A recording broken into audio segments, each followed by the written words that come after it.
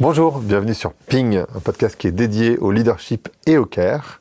Et aujourd'hui, j'ai l'immense plaisir de recevoir Alexis Nollet de Ulteria. Bonjour. Bonjour, oui. Ça va bien? Ça va et toi? Bon, super, ça va très bien. Tu dois être, je me disais en m'asseyant, je me suis dit, il fait tellement d'interviews, il est tellement sollicité sur ces sujets de responsabilité sociale, environnementale, de care. Peut-être que la première question, qui est peut-être une question étrange, c'est quoi la question qu'on ne pose jamais, que tu aimerais bien qu'on te pose sur ces sujets? Je suis beaucoup sollicité. Alors, je sais pas, je vais peut-être sûrement pas répondre exactement à ta question, mais à chaque fois, je suis pas tellement... Je me suis jamais dit, on me pose pas la bonne question. Par contre, je suis toujours, et ça, à chaque fois, je suis un peu gêné que ce soit personnifié sur Alexis Nollet. On vient interroger Alexis Nollet pour présenter le projet Ulteria, alors que j'ai un associé qui a fait une part énorme, si c'est plus importante que moi, il y a toute l'équipe, etc. Donc c'est cette personnification qui me gêne, et en même temps, je me dis, voilà, c'est tout, c'est comme ça. C'est un partage de rôle entre vous deux? Ouais, c'est plutôt un partage de rôle entre nous deux, oui, ouais, je pense. Je suis pas sûr que ce soit toujours... au départ, c'était un vrai partage entre nous deux, clair. Après, je me demande si...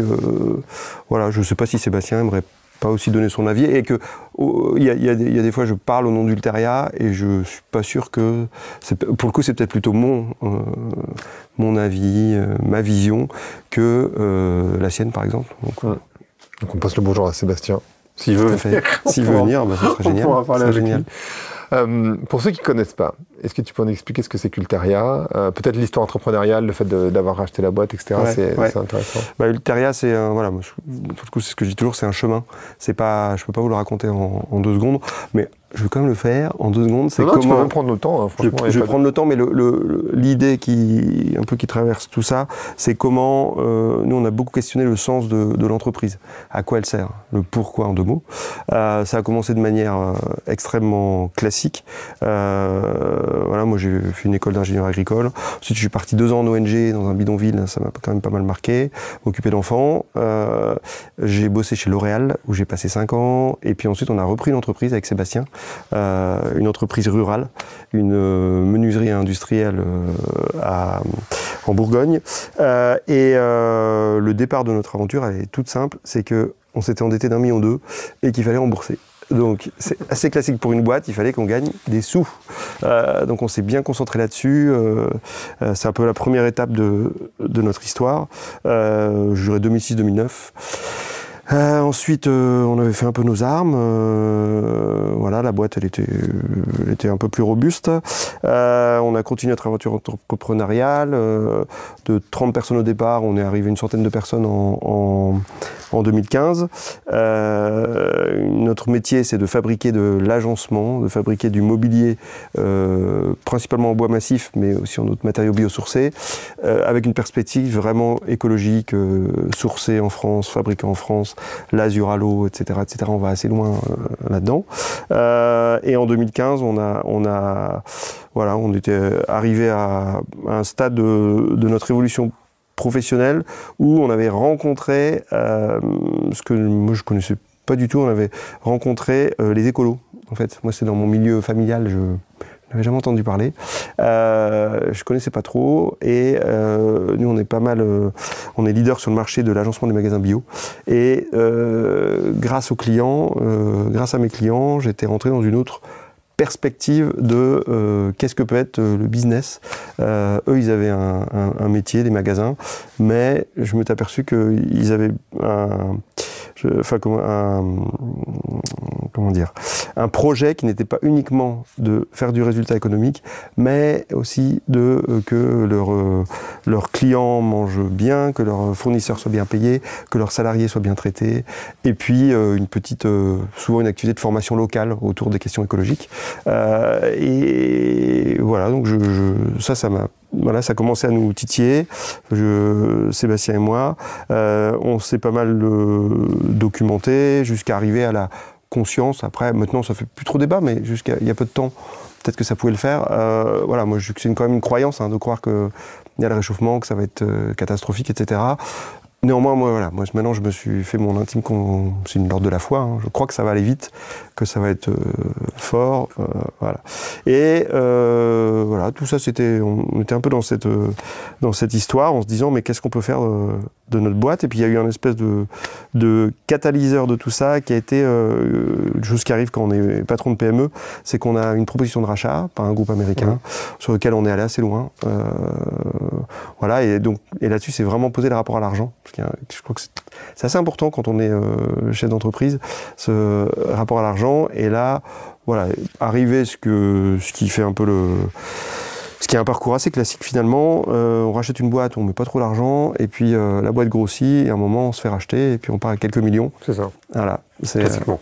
Voilà, classiquement, pas si classiquement que ça quand on prend le... Non, c'est difficile, mais... Voilà. Non, mais je veux dire, mais socialement, c'est vrai que c'est des choses qui se passent. Nous, on est allé assez loin dans la discussion, c'était un groupe américain, même très loin, jusqu'à avoir la lettre d'intention, le truc. Voilà, on partait chacun avec 4-5 millions. C'était une perspective qui faisait envie, qui me fait encore envie d'ailleurs. Mais un moment avec Sébastien, on a coupé court aux discussions, plutôt vraiment à la fin, en se disant non. Je ne sais pas trop comment ça s'est passé. Ça s'est pas passé très intellectuellement. C'était pas tellement avec une réunion, les plus, les moins, etc. On n'a pas fait ça. Mais on a senti qu'on était peut-être appelé à autre chose. Avec ce que notre entreprise, le territoire où on était installé, c'est de l'industrie. Et on avait commencé à avoir des idées de mission, etc.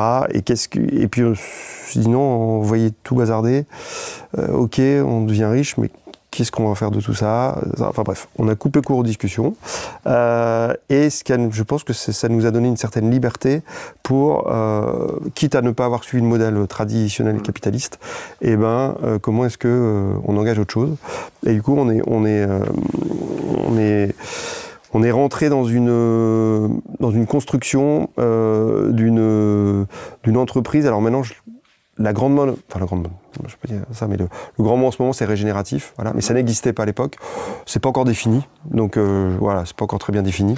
Néanmoins, c'était un peu dans cette perspective. Et moi, je suis plus à l'aise avec le orienter bien commun. C'est-à-dire comment est-ce qu'une entreprise pourrait l'orienter vers le bien commun. Et la grande question qui se pose derrière, pour moi, c'est quand on est chef d'entreprise, actionnaire, est-ce qu'on en est vraiment le propriétaire ou est-ce qu'on n'en est pas plutôt l'intendant?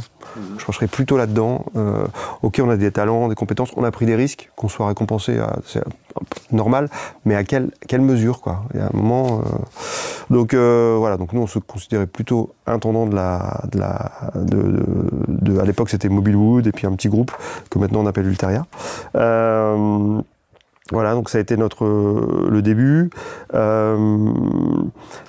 Je définis, en faisant rétrospectivement l'histoire, j'ai identifié quatre champs sur lesquels on a travaillé, mais voilà, c'est absolument pas une vision qui a été construite comme on peut faire. On a une start-up, on se dit je vais faire un nouveau Google, voilà comment je vais y arriver, etc. C'est vraiment un chemin qui s'est construit petit à petit. On a travaillé pas mal sur le management. Voilà, je sais pas si sur des sujets que tu abordes dans ton podcast. Ah bah si, c'est le sujet du podcast, donc on va parler de leadership. Ok, ouais, complètement, ok. Bah nous, voilà, on a été assez, c'était 2015-2016, c'était le début un peu de tout ce qui est entreprise libérée. On était très attiré par les principes. On avait lu Reinventing Organization de Laloux, employé premier, customer second, enfin client second, etc. Toute cette littérature qui s'avait pas mal tapé dans l'œil. On avait envie de vivre autre chose avec quelque chose de... PME, c'est assez pyramidal souvent. Ouais, et de vivre quelque chose de plus... On voulait faire vivre la subsidiarité, c'est celui qui est proche du terrain, qui sait souvent mieux que celui qui est soi-disant au-dessus. Donc on est parti dans l'holacratie, un système qui va assez loin là, pour le coup, dans tout ce qui est la théorie d'entreprise libérée. Et un gros changement. On s'est formé pendant 3 mois, pris un cabinet de consultants, etc. Et on a lancé 4 boîtes là-dedans en même temps.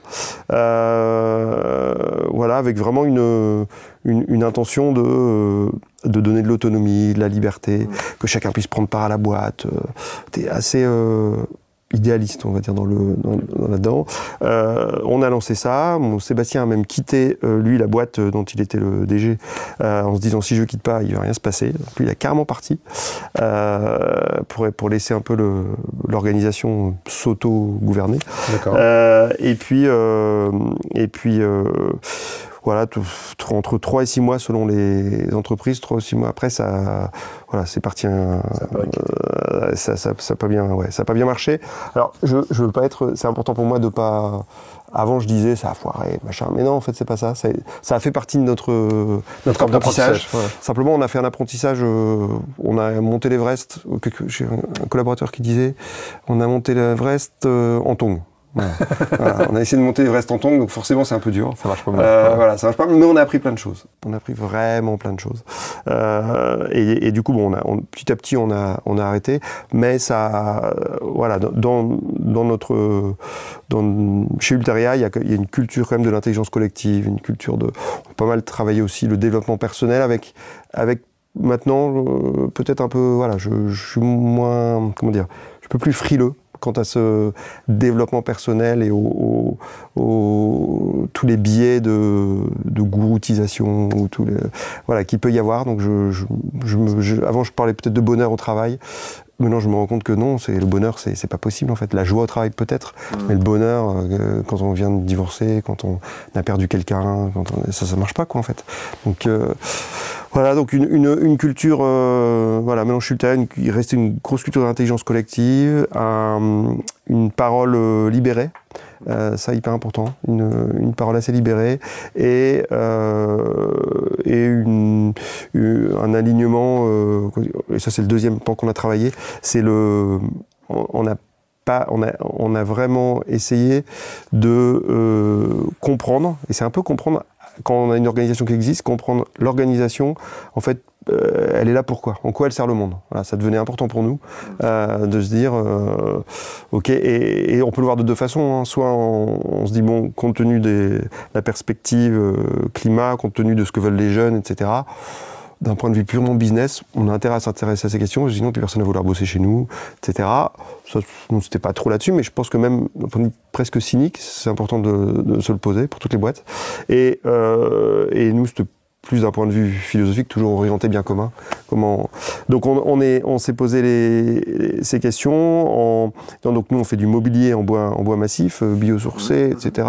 Donc déjà, ça pourrait porter un sens certain, mais en tout cas pour ma part, je me dis oui, mais finalement ça ne me suffit pas. Qu'est-ce qu'on défend là-dedans? Et nous, on a identifié 2 grands défis chez Ulteria, qui sont la forêt. Donc comment est-ce que, par notre activité, on peut protéger la forêt? Alors et c'est là où on rentre un peu dans tout ce qui est régénératif. C'est assez paradoxal parce que nous, on coupe du bois, oui, c'est ça. Voilà, pour en faire. Donc voilà, donc il faut mais il y a moyen d'utiliser la forêt. Un arbre en fin de vie, de toute façon, il va mourir, autant l'utiliser. Enfin, il y a moyen d'exploiter la forêt de manière intelligente. Donc un grand défi qui est la forêt. Un autre, on est pas mal sur le milieu du vrac, donc qui est le zéro déchet. Voilà, comment est-ce que... Donc ça, c'est important et on me demande souvent, vous êtes en campagne, vous avez vraiment du mal à recruter, ça doit être horrible, etc. Non, pas forcément, pas chez nous. Je pense que les gens qui viennent aussi pour le projet. Et puis en plus, en Bourgogne, il y a vraiment je sais pas comment ça s'est fait, mais entre le château de Fay... Ah, tu connais le château du Fay? Oui, bien sûr. je suis resté au château de Fay.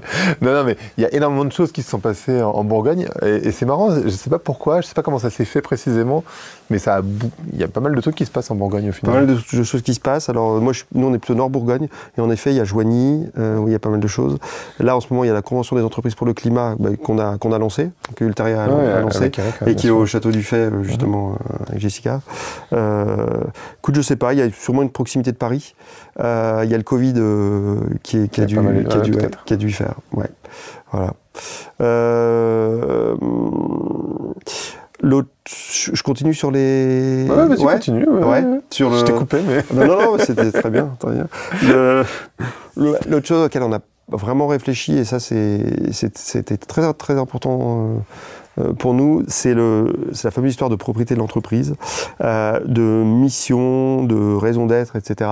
Ouais. Et le fait qu'une entreprise c'est une personne morale, voilà, ça je le répète souvent, mais c'est assez marrant que les juristes, ils aient collé cette espèce de concept, hein, le terme personne, et en plus ils lui ont collé un adjectif assez connoté quand même qui est moral.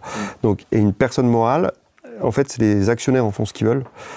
Les intérêts des actionnaires sont absolument préservés, quoi qu'il arrive. La loi est pour eux, etc. La personne morale, donc et toutes ces parties prenantes, on s'en rend bien compte quand on est dans une PME rurale, industrielle. Sébastien et moi, on n'aimait pas les fêtes de Noël. On organisait des fêtes de Noël. Et en fait, on n'aimait pas ça. Maintenant, ça a un petit peu changé, mais on est dans, je sais pas, à l'époque, on était 30, 50, après 60 dans l'entreprise. Et à la fête de Noël, on se retrouvait 150, 180. Et il y avait une espèce de poids qui... En fait, on visualisait le rôle social d'une entreprise. Et sur une espèce de pyramide de Maslow, où on parle de raison d'être, etc., en bas, il y a tout simplement, on donne des salaires, quoi. Donc on permet à des familles de vivre.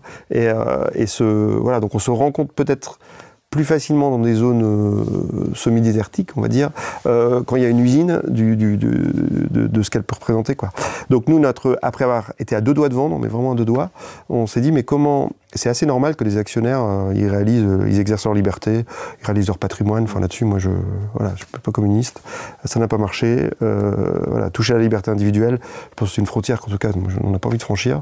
Mais par contre, de trouver un système qui fait que la personne morale et ses salariés, etc., soient respectés autant que les actionnaires, on a cherché un moyen, ça, pour que ce soit possible. Et après avoir bien galéré, parce que c'était vraiment le tout début, on a monté un fonds de dotation. Une fondation, ça s'appelle aussi une fondation actionnaire. Donc 2 rôles, un rôle de fondation d'actionnaire. Le rôle d'actionnaire, c'est que, en fait, Sébastien et moi, on a monté le fonds de dotation qui s'appelle Alteria. Ce fonds de dotation, on lui a donné 10% du capital, donc 5% chacun. Donc ce fonds de dotation, qui est à gouvernance désintéressée, comme une association loi 1901, il n'y a qu'un conseil d'administration, il n'y a pas d'actionnaire, possède 10% de notre groupe, et par pacte d'actionnaire, là, parce qu'avec 10%, on ne fait pas grand-chose en AG, mais par pacte d'actionnaire, on lui a donné des pouvoirs un peu spéciaux. C'est-à-dire qu'on donne la place à un membre du conseil d'administration de la fondation, on lui donne une place dans notre comité stratégique, qui est notre organe de gouvernance, avec un droit de veto sur les décisions structurantes pour la boîte, qui pourrait être entrée et sortie d'investisseurs financiers, rachat-vente de boîtes et gros investissements. Donc, quelqu'un du conseil d'administration de la fondation siège au comité stratégique du groupe et à voix au chapitre avec un droit de veto. Donc c'est assez majeur. Et sa ligne rouge, c'est est-ce que Ulteria respecte bien sa mission, ses valeurs, sa raison d'être, etc. Donc avec ça, on a résolu ce qui était important pour nous, c'est que notre projet, il puisse peut-être pas ad vitam aeternam, parce que voilà, on vit, on meurt, c'est la vie, mais en tout cas qu'il puisse vivre un moment sa petite vie sans que une prédation, quelque chose puisse se passer qui nous paraît pas juste, quoi. Ça, et en plus ce qui est hyper intéressant, c'est que du coup chez Ulteria, donc il y a une holding, hein, une holding de tête et un fonds de dotation, une fondation.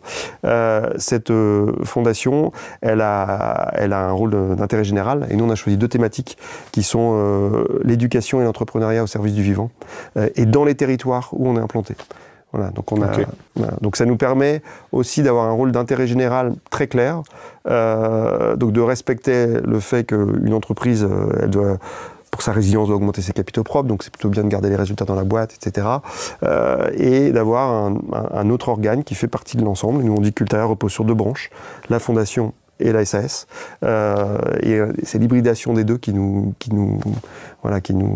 fait sens pour nous, et d'avoir un rôle type ONG, quoi. Alors du coup, j'ai plein de questions, mais il y a une question que j'aurais te poser parce que c'était le sujet de mon bouquin, et quasiment, tu vois, il s'appelle Insoutenable Paradis, et c'était donc paradoxal par définition. Et quand tu as parlé des 4-5 millions que vous auriez pu prendre chacun, et que parfois ça te donnait encore envie, qu'est-ce que ça t'évoque, le mot contradiction ? Alors, complexité. Voilà, moi je suis même fatigant pour mon entourage. Je suis pas Edgar Morin, je pense que j'aurais adoré. Mais en fait, moi je suis très très très à l'aise dans la complexité et je vois je vois souvent les deux en même temps en fait. Donc c'est dur. Enfin intérieurement c'est pas très confortable parce que du coup voilà, pour moi, le monde est complexe. Il y a une polarité, on cherche souvent du blanc et du noir. Et ben moi, le monde est gris. On est fait d'ombre et lumière, on a des très beaux... je sais pas, quelqu'un de très généreux, ben, il peut oublier de penser à sa famille, c'est sa part d'ombre. Enfin voilà, il y a des... Donc enfin, ce que je entends plus par paradoxe, complexité, etc. Ça me parle beaucoup à ce que tu viens de dire. Donc en même temps, je suis content d'en avoir fait et quelquefois je me dis mince, j'ai mes enfants qui rentrent en études, en ce moment pour nous le business est un peu difficile parce que le marché du bio s'est effondré et du coup je dis peut-être que c'était pas la bonne décision. C'était pas la bonne, voilà, en même temps regretter ça sert à rien mais voilà, je peux pas dire que je suis pas et je m'en suis limite je me suis comment dire, je m'en suis voulu, maintenant je suis beaucoup plus à l'aise avec, mais j'ai pas l'abandon que je pourrais avoir j'aimerais avoir vis-à-vis des conditions matérielles. Voilà, toutes les religions et toutes les croyances disent que la dépossession part sur les chemins, déshabille-toi, puis c'est ce qui fait le bonheur. C'est quand même un sacré... C'est un chemin. C'est un chemin. Ouais. Mais moi je trouve que c'est hyper important d'être à l'aise dans ces paradoxes. Complètement. Et c'est ok, en fait. Ouais. Ça n'a pas été facile pour moi. Ça l'est, vraiment de plus en plus. J'assume beaucoup plus ça, mais voilà, de tempérament depuis tout petit, je suis assez idéaliste. J'ai été scout d'Europe, qui est la branche, pour ceux qui ne connaissent pas, c'est quand même la branche. C'est idéaliste, qui est plutôt à droite, si on peut les connoter. Comme ça, voilà, j'ai été très très engagé, avec des convictions très fortes, pour le coup blanc et noir, quoi. Voilà, j'ai beaucoup évolué là-dessus. Beaucoup évolué. Donc vous avez repris une boîte, qui est une manière de faire de l'entrepreneuriat. En général, c'est vrai que quand on parle d'entrepreneuriat, on a tendance à imaginer deux jeunes dans un garage qui créent une boîte, etc. Mais en vrai, c'est quand même pas mal de reprendre une boîte. Généralement, les gens le font un peu plus tard que vous. Je pense que tu le fais quand tu as plutôt 45, 50 ans, quand tu sors de... Tu vois, t'es un senior, voilà, et que tu n'as plus vraiment de taf dans ta boîte, bah, tu as un peu de capital, donc tu vas racheter une boîte. Voilà. On est en concurrence avec tous ces gens-là. Voilà. Donc, vous l'avez fait assez jeune. Comment ça s'est passé humainement et comment vous avez fait? Je connais l'histoire parce que du coup, je l'ai entendu par ailleurs, mais je serais très curieux que tu expliques les erreurs que vous avez faites et comment vous avez réussi à emmener les personnes qui étaient là, parce qu'en fait, il y avait une cinquantaine de personnes, c'est ça? Non, 35. Quand on a racheté, il y avait 35 personnes. Ça, c'est un énorme enjeu, parce que tu rachètes une boîte, mais tu rachètes surtout des humains qui travaillent dans cette boîte. Complètement. Ouais, ça a été important. Donc nous, on est arrivés, je me rappelle très bien, 31 juillet 2006, avec notre plus petit sac à dos ou petite mallette, sur le parking tous les deux, et voilà, pas très rassurés, on est des gens qui ont confiance, mais quand même, on se rendait bien compte de l'enjeu. On n'avait jamais été dirigeant, on avait 30 ans. Enfin, Sébastien, il avait peut-être 29 et moi 31. Et puis, on a repris une boîte industrielle. On n'était pas industriels tous les deux. On n'avait jamais été dirigeant. Dans le bois, et le bois... Sébastien, il venait de passer 5 ans chez Auchan et moi 5 ans chez L'Oréal. Donc on n'y connaissait rien. Donc voilà, mais tempérament d'entrepreneur, ça c'est sûr. Et du coup, en effet, on a eu à cœur moi j'appelle ça faire alliance, de faire alliance avec les collaborateurs pour pouvoir bosser ensemble, construire quelque chose, etc. Et alors on a essayé je me rappelle qu'on a essayé de faire alliance en les invitant à boire un coup, etc. Et en fait, ça marchait pas très bien. On faisait des trucs, inscrivez-vous à l'apéro, puis il y avait 10 personnes, et en plus, c'était ceux du bureau, donc avec qui c'était plutôt plus facile, parce que c'est notre milieu. Les opérateurs, etc., ils ne venaient pas. Du coup, on a fait... apéro obligatoire. Voilà, apéro obligatoire, ensuite resto obligatoire. Bref, on a fait pas mal de choses, et il y a eu un espèce de point où ça a bien marché, c'est que Sébastien et moi, on est du Nord. plutôt des bons vivants et on adore les frites. C'est un peu bizarre, mais voilà, enfin, peut-être pas pour des gens du Nord. Et en fait, est sorti Bienvenue chez les Ch'tis en 2007, je crois. Et on s'est dit, en fait, on va leur faire des frites. Je ne demande pas, on s'est dit, on va leur faire des frites. On a fait construire une baraque à frites à Gilles, pas le prototypiste. On a mis ça dans la cour. On a fait venir des patates du Nord et des fricadelles du Nord en chronopost, je me rappelle. C'était la maman de Sébastien qui les avait envoyées.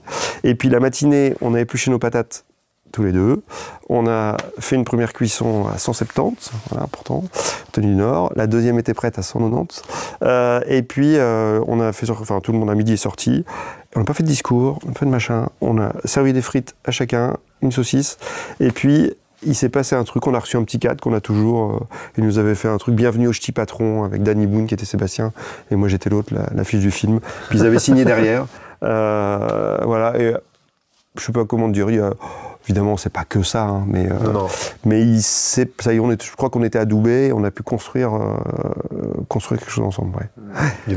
Et en fait, c'était un moment, moi, ce que je retire de ça, c'est en fait, faut être ce qu'on est en fait, tout simplement. Et ça, on le pratique plus dans notre management. À un moment, je te dis, on est passé en holacratie chez Ulteria. On s'est engagé fort dans le développement personnel. Moi, je me suis formé au coaching, enfin bref. Et du coup, il y avait une espèce de... Quand t'es dans des milieux de développement personnel, il y a des espèces de modes, par exemple, c'est OK, etc. Et en fait, il y a des espèces comment dire, de comportements oui, des comportements non. Et nous, nos managers, voilà, il fallait être gentil, il fallait être. Et maintenant, dans la façon de gérer l'Ulteria, on laisse une part de plus en plus importante à ce qu'est la personne. Et il y a des gens qui sont un peu bruts, enfin comment dire, qui ont l'air pas gentils ou qui sourient pas beaucoup, etc. Mais en fait, il faut laisser chaque personne être comme elle est. On a les principes d'intelligence collective, ça on transige pas dessus, mais le reste, voilà, pas de clonage, on a différentes organisations, différentes entreprises, et chacun a un peu son type de management qui est assez fort lié au leader en fait. Et on laisse les gens être comme ils sont, parce que sinon, quand on essaie de prendre la peau d'un autre, en fait ça marche pas, quoi. Ouais, ça marche pas trop bien. Et tu disais que l'holacratie ça n'avait pas très bien marché. Non. Qu'est-ce qui fait que ça n'a pas marché? Comment vous êtes organisé aujourd'hui? Alors, ce qui fait que ça n'a pas marché, l'analyse, ça a été fait par... Moi, je suis allé assez loin. C'est un Américain qui est Brian Robertson qui l'a fondé. Je suis allé moi, je suis allé en formation de docteur, en ceinture noire, avec Brian Robertson. Et en fait, du coup, j'ai vu le personnage. Le personnage, c'est sûrement un QI de 200, mais il a un microprocesseur dans la tête, c'est un informaticien, et en fait il a créé il le dit, hein, lui, il a créé un logiciel de gestion d'entreprise. Donc un logiciel de gestion d'entreprise avec un algorithme qui est la constitution, donc il y a des règles du jeu, il faut apprendre ces règles du jeu, les appliquer, etc. Et c'est très intellectuel. Et ce qui aurait dû me mettre la puce à l'oreille, c'est que de temps en temps, je ne comprenais pas en fait. Je ne comprenais pas la règle du jeu. Et voilà, je n'ai pas fait Polytechnique, mais je me dis que si moi je ne comprends pas, peut-être que des personnes qui sont plus manuelles et moins intellectuelles, elles vont avoir du mal. Enfin, bref. Donc en fait, l'holacratie, je pense que c'est quand même réservé à peut-être des cabinets de conseil, des gens qui sont très à l'aise avec les concepts, et dans ces cas-là, voilà. Et aussi, il y a un espèce de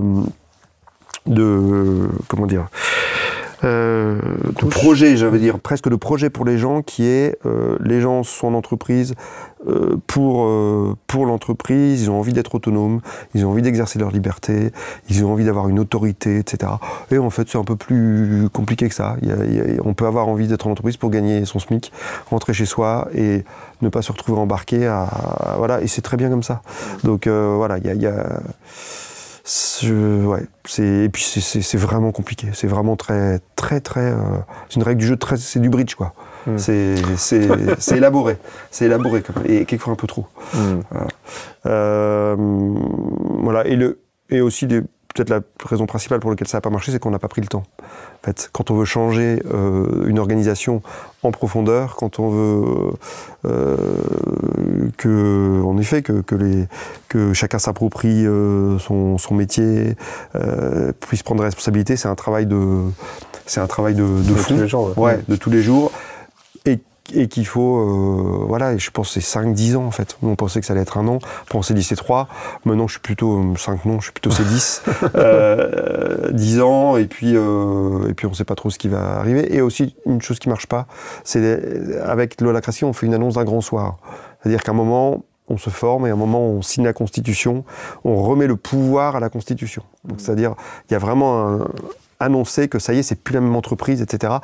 Alors qu'en fait, dans les faits, c'est la même entreprise, c'est les mêmes gens, c'est les mêmes problèmes, c'est la même contrainte économique, c'est-à-dire qu'on ne va pas augmenter tout le monde de 25%, parce que c'est juste pas possible en fait, dans un univers concurrentiel, même si on aimerait bien. Donc il y a beaucoup d'idées qu'on se fait, et il y a une certaine...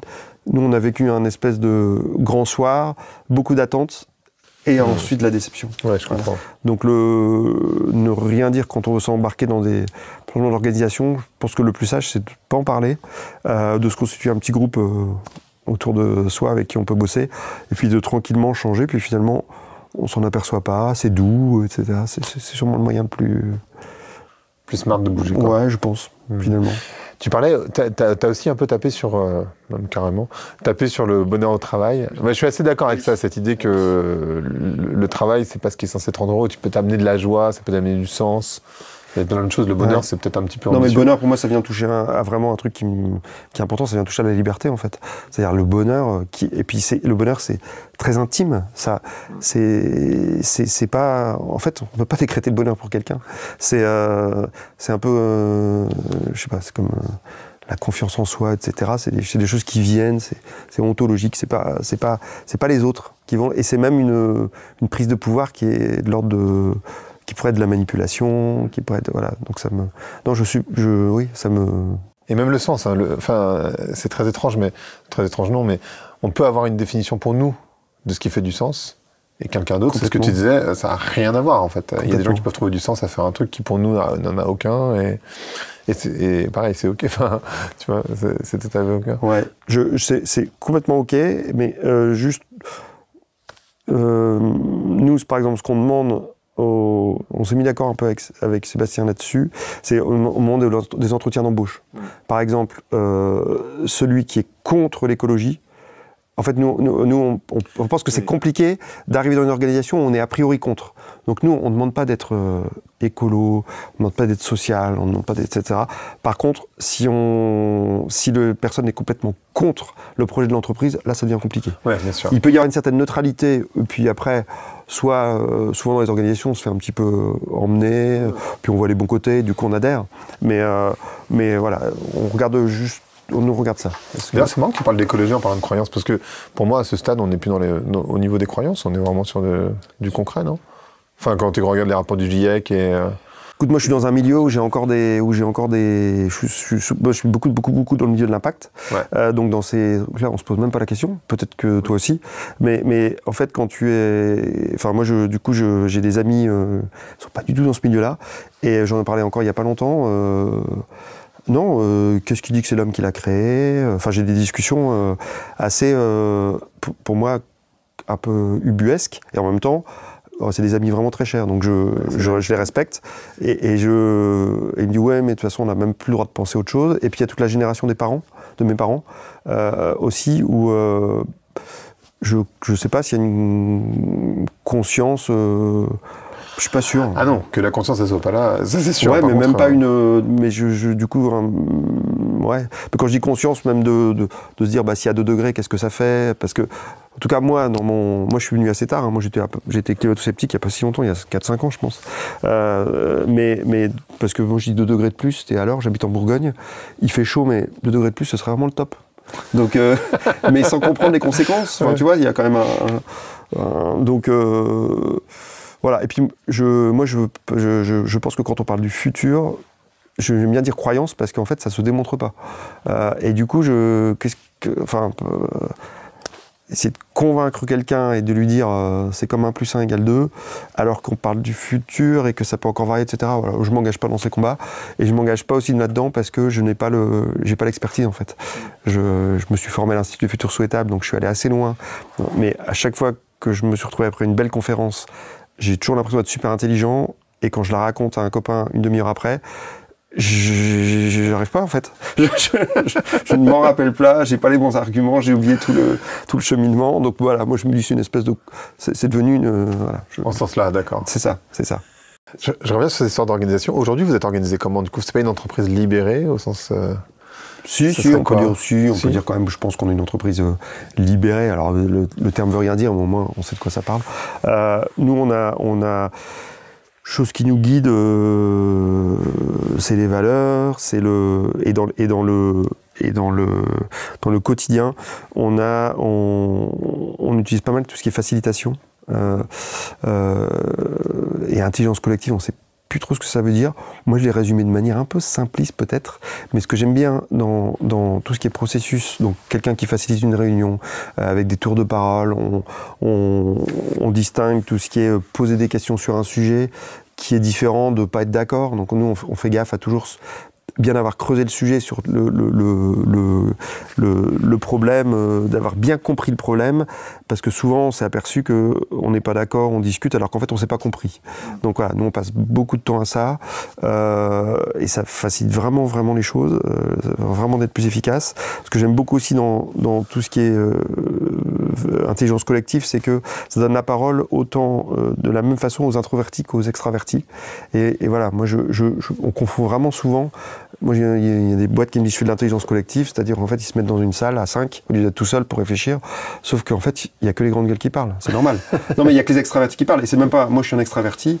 On me met dans une réunion, on me dit de parler, je vais parler. J'aime bien ça. Voilà. Et je vais pas. Et alors que les gens plus introvertis, ils ont des choses aussi intéressantes à dire, qui viennent pondérer un petit peu la vie de chacun. Et quand on arrive à faire parler tout le monde et à sortir quelque chose de ça, voilà, on n'est pas dans le consensus aussi. Nous, on a accepté, pour moi c'était dur, mais on a accepté l'histoire de ponctuation, c'est-à-dire qu'en fait, il faut quand même quelqu'un qui prenne la décision. Et est-ce qu'il y a vraiment une bonne décision par essence, ou est-ce qu'il y a quelqu'un qui prend une décision et à un moment elle devient aussi bonne parce qu'on va dans un chemin et qu'on est trop en changer. Voilà, donc enfin moi en tout cas j'ai arrêté comment dire, c'est le consensus. Ouais, enfin il y a des moments où s'adapter, mais pas toujours quoi. Voilà, en fait je me rends compte en te parlant que c'est pas très clair la façon peut-être dont on fonctionne. Je crois qu'on l'accepte plus qu'avant, parce que comme on est passé par l'holacratie, où je pourrais te décrire, il y a des bouquins dessus, on peut dire exactement. Très précis. Voilà, très précis. Intellectuel. Très précis. En tout cas, chez nous, ça n'a pas marché. Il y a des gens chez qui ça marche. Hein. Chez nous, ça n'a pas marché. Aussi peut-être parce qu'on est de prod à voilà. Peut-être que c'est ça aussi. Mais et du coup, on vit avec notre histoire, avec des restes de l'holacratie, avec je pense qu'il est important chez nous, c'est qu'on a accepté aussi qu'il y a des moments de l'histoire d'une boîte où on repart en mode, on peut repartir en mode très directif parce que c'est une urgence et que en fait tout le monde est à l'aise avec ça. On a réussi à avoir cette maturité. Je pense que tout notre chemin fait qu'on a une espèce de maturité managériale qui fait qu'on peut accepter plus facilement de se laisser guider aussi, y compris par en tout cas moi quelquefois dans des réunions c'est vraiment quelqu'un qui prend le pouvoir, on pourrait dire c'est plutôt toi, mais non, c'est lui qui a la compétence, ça va, c'est D'ailleurs, comment vous faites pour la prise de décision? C'est collégial. Enfin, je disais, c'est pas forcément collégial parce que vous ça voulez dépend pas de lesquels, consensus. ça dépend lesquels. Par exemple, une prise de décision chez nous un petit peu, une de nos boîtes Mobilwood, les augmentations de salaire. Par exemple, il y a tout un processus qui fonctionne bien, qui a été mis en place. Il y a la DAF, la personne responsable des comptes, qui regarde les comptes de l'année, et qui dit raisonnablement, pour l'équilibre de la boîte, on pourrait attribuer, 3-4% d'augmentation. Donc il y a une somme qui est définie. Et ensuite, il y a des membres permanents qui ont été, je crois, nommés. 2-3 où on identifie un peu les sages de la boîte. Boum, ceux-là, ils sont dans le comité de rémunération. Je sais pas si à vie, il y a peut-être un mandat de 5 ans, je sais plus. Et ensuite, il y a une élection au sein des collaborateurs. Ils élisent entre eux les 3 autres personnes qui seront dans ce comité, et ensemble ils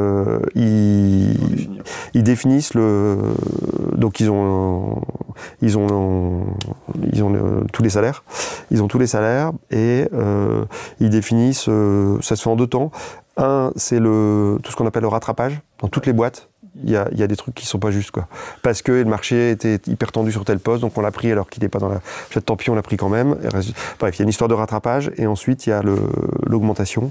Et il y a un système, je crois que les collaborateurs peuvent écrire une lettre pour demander quelque chose.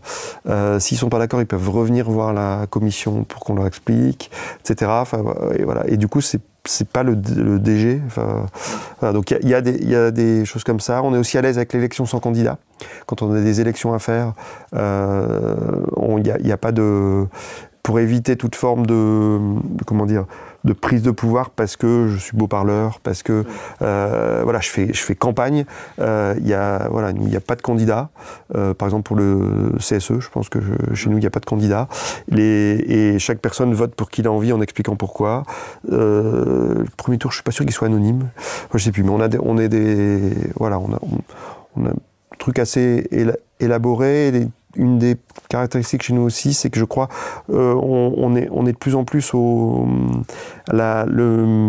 management se fait par la hiérarchie se fait par la compétence. Voilà. Quelqu'un qui n'est pas légitime à son poste, on n'a plus besoin, il n'y a plus des patrons qui ont besoin de l'écarter il y a une espèce de truc organique qui se fait que ça marche pas, quoi. Ça marche pas, donc à un moment on fait le constat que ça marche pas et il faut partir ou il faut changer de poste, etc. D'accord. Ou il faut le former. Hein? Ou faut le former. S'il en a envie, hein. Souvent, oui, bien sûr. Ouais. Et du coup, donc c'est pas vous qui décidez des salaires. Et comment ça marche, la différence de salaire entre le plus haut et le plus petit? À quel moment ça se joue, ça? Comme on est Bicorp, ça doit être encadré, mais on est loin de... Je crois que Mélenchon, il dit de 1 à 12, hein. Donc, ça va. Enfin, je veux dire, moi, j'aimerais bien être 12. Donc, voilà, Mélenchon, il est censé aller assez loin. Chez nous, ça doit être de 1 à 4, je pense, à mon avis. C'est pas... On n'en a pas fait... En fait, d'ailleurs, j'en ai parlé, on cristallise très souvent sur les salaires avec le Graal qui serait les salaires transparents. Finalement, moi j'ai essayé, enfin, on a tout essayé, nous. Et on s'est mis dans des situations très compliquées, et finalement, pour pas grand-chose, en fait. Donc, l'argent, en fait, avec l'argent, on touche à la valeur des gens. Alors on m'explique, hein, moi par exemple, j'arrive pas à faire la différence entre ma valeur et combien je gagne. C'est très compliqué pour moi. Je trouve que c'est intimement lié. On me dit mais non, ça n'a rien à voir. Mais je veux quand même. Voilà. Donc quand on commence à toucher à tous ces systèmes de rémunération, c'est pas quelque chose qui est... On n'en parle pas tant que ça. Enfin, on n'en parle pas tant que ça. Ouais, j'ai l'impression. C'est pas quelque chose de très... qui fait beaucoup débat chez nous. Je crois pas. Okay. Je crois pas. Okay. Un autre sujet, évidemment, qui est lié, c'est le pouvoir et ta relation au pouvoir. Mais du coup, tu l'as beaucoup travaillé, parce que si tu as fait toutes ces formations, si tu as travaillé le coaching, etc., ta relation au pouvoir, j'imagine qu'elle a vachement évolué, parce que entre ton expérience dans les bidonvilles, ton expérience chez L'Oréal pendant 5 ans, où c'est, pour le coup, c'est de la méritocratie, mais il y a quand même une structure qui est très forte. J'étais il y a 15 ans, donc un petit peu plus... Mais c'était méritocratique quand même. Ouais, ça a toujours été. Et puis maintenant, avec toutes tes formations, c'est quoi ton rapport au pouvoir? Comment il a évolué? Moi, maintenant, j'identifie 3 pouvoirs, en fait, et 3 relations pouvoir bien différentes. Il y en a une qui est peut-être au management, en fait, ouais, j'irais plus au management. Il y a la relation au pouvoir par la force, et on en a besoin, hein, c'est pas une critique. Hein. Par la force, les gens qui entraînent, les gens qu'on a à une réunion, on a envie de les écouter, on les suit, et puis souvent, ils ont quand même plus rapidement que les autres une bonne réponse, etc. Donc management par la force, je dirais. La conviction, etc. Plutôt les rouges. Voilà. Après, il y a une autre forme de management qui est aussi bien reconnue, qui est le management par le sens. Peut-être le Dalai Lama, j'en sais rien, moi je le connais pas. Mais voilà, la personne qui incarne vraiment, qui incarne le sens, qui est la vision, qui sait peut-être plus facilement prendre de la hauteur, etc.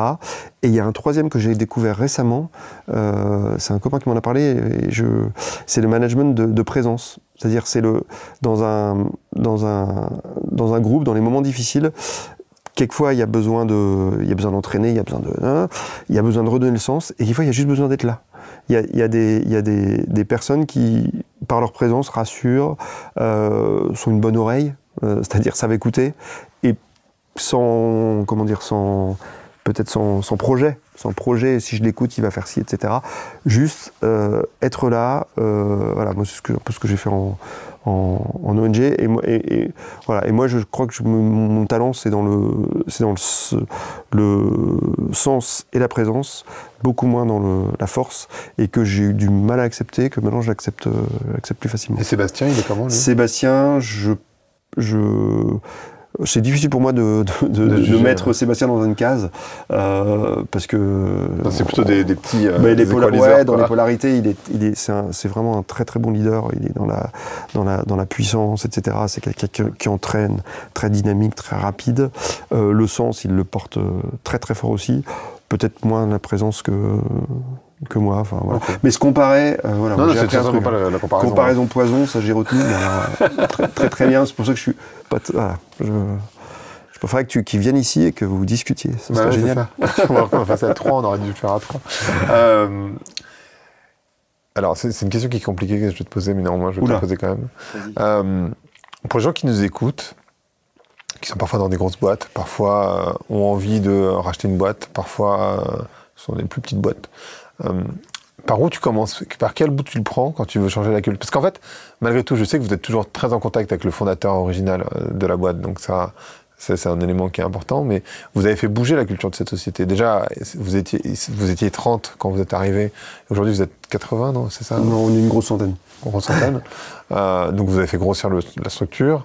Rien que ça nécessite un changement culturel, mais de toute façon, d'une boîte qui faisait vraiment d'immobilier en bois, vous avez quand même pas mal évolué, vous avez fait plusieurs structures, etc. Donc vous avez fait changer la culture. Vous avez fait plein d'erreurs, ce que tu as décrit tout à l'heure. Aujourd'hui, avec cette connaissance, des erreurs que vous avez commises, des succès que vous avez eus aussi, parce que l'air de rien, ça fonctionne, donc c'est que ça marche. Par où je commence, par où je le prends, en fait, si je veux faire bouger la culture d'une boîte ? Vers ce sens, vers cette société à visée régénérative, on peut dire ça comme ça. Moi, j'aime bien le principe d'une minorité active. C'est-à-dire que en fait, le danger, enfin le danger, je ne sais pas si c'est le danger, mais on peut avoir envie de faire bouger tout le monde en même temps, et de engager des choses massives. Voilà. Et je pense que c'est déception inévitable, parce que rien n'a jamais changé par la masse. Jamais. C'est toujours le meilleur exemple, c'est De Gaulle. Hein. Il s'est retrouvé tout seul là, comme un con là, de l'autre côté. Et puis tout seul, il a réussi à faire bouger son truc. Donc, le principe des minorités actives, c'est si on veut faire bouger, c'est sûrement qu'on a envie d'aller quelque part. Identifier dans l'entreprise les gens qui, a priori, ont envie de la même chose. Déjà bien se concentrer sur eux, bien les chouchouter, bien se mettre d'accord sur peut-être sur là où on veut aller, et ensuite polliniser. Voilà, moi j'irais comme ça.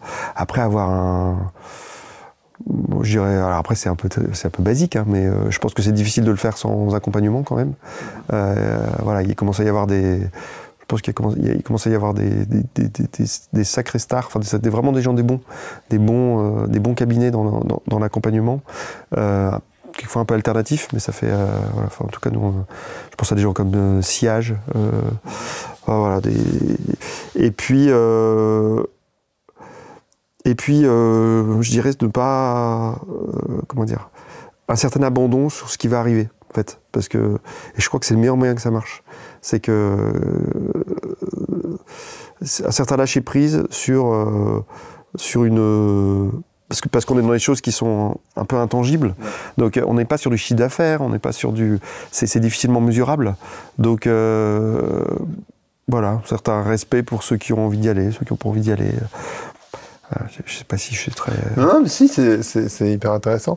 Une question, parce qu'en fait, que je t'ai pas posée, mais en même temps qui est essentielle, parce qu'on parle beaucoup d'industrie, du renouveau de l'industrie en France, etc. Toi, c'est quoi ta vision de l'industrie en France ? Et surtout du local, parce qu'en fait, vous êtes fondamentalement hyper local, tu en as beaucoup parlé. Et vous êtes une boîte industrielle, on peut dire ça. Hein. Ouais. Bon. Pas que, sur base industrielle, voilà. Tout à fait. C'est quoi ta vision aujourd'hui de l'industrie en France? Est-ce que les entreprises sont bien accompagnées?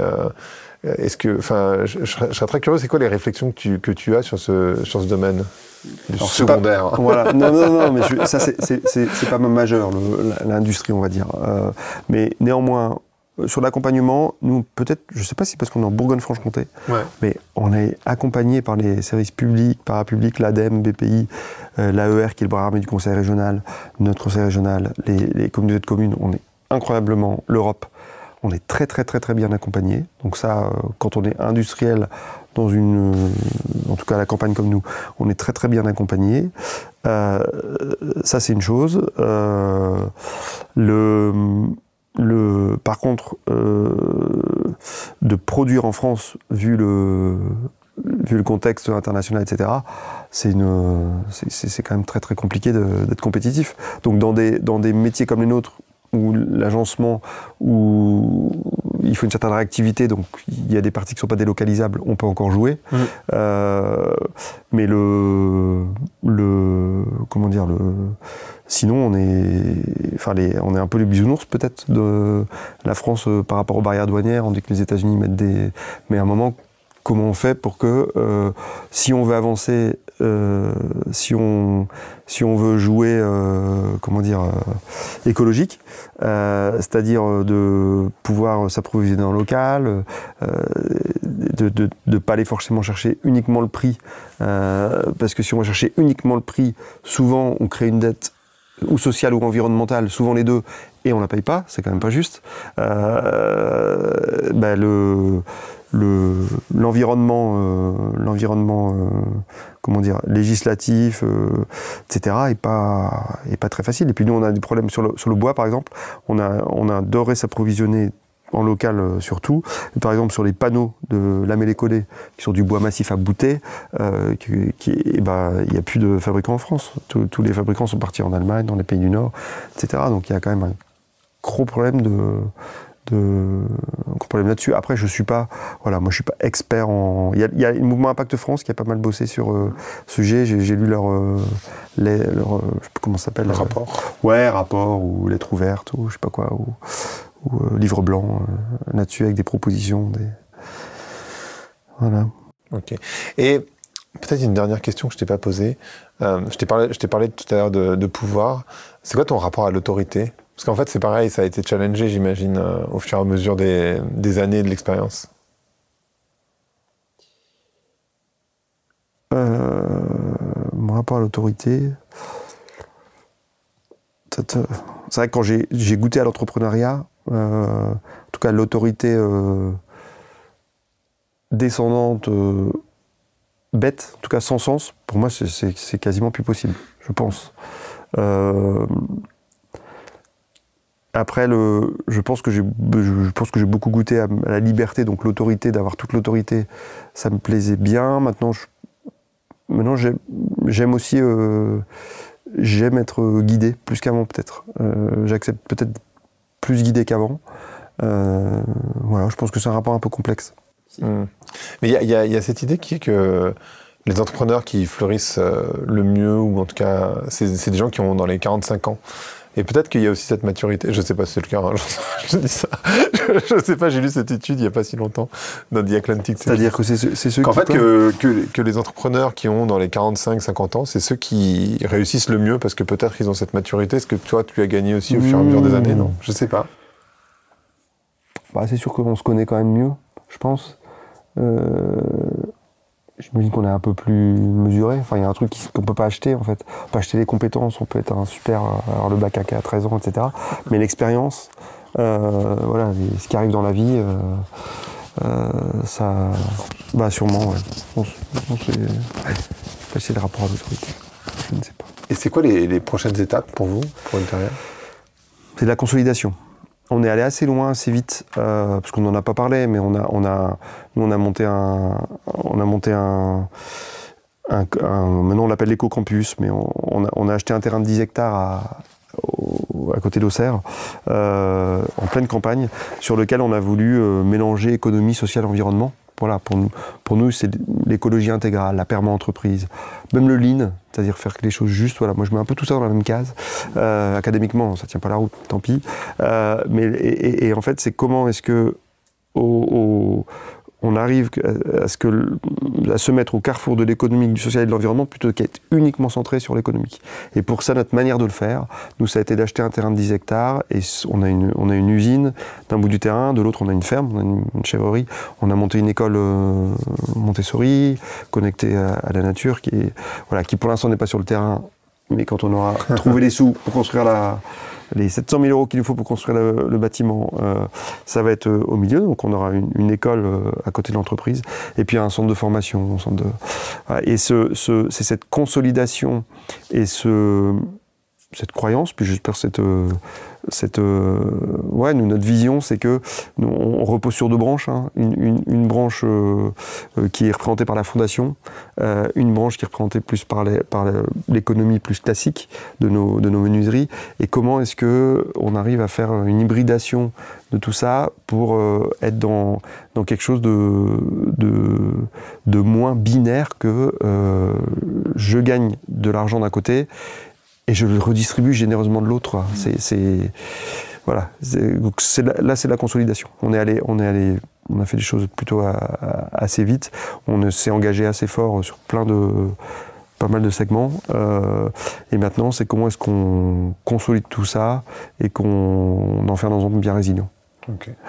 Est-ce que tu penses que ce système que vous avez adopté, ça devrait être, ou en tout cas ça peut être, une voie de sortie par rapport à toutes les théories hyper-capitalistes qui sont nées dans les années 70 et qui ont amené à la situation dans laquelle on est aujourd'hui, c'est-à-dire une hyper-financiarisation, hyper-capitalisme, etc. Complètement.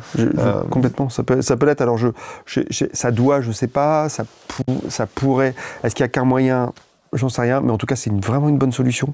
Alors, on est plusieurs. On a un collectif qui s'appelle le collectif De Facto. Dedans, dans les connus, il y a plein de boîtes, mais qui sont B2B, donc c'est pas connu. Mais il y a Léa Nature, qui a donné, je sais plus, 30% du capital et qui veut donner la plus grosse partie. Ça veut dire déshériter ses enfants aussi. Hein. Ben, complètement. Ouais. Ah oui, quand on donne voilà, il y a lui, il y a Naos qui a donné 100%.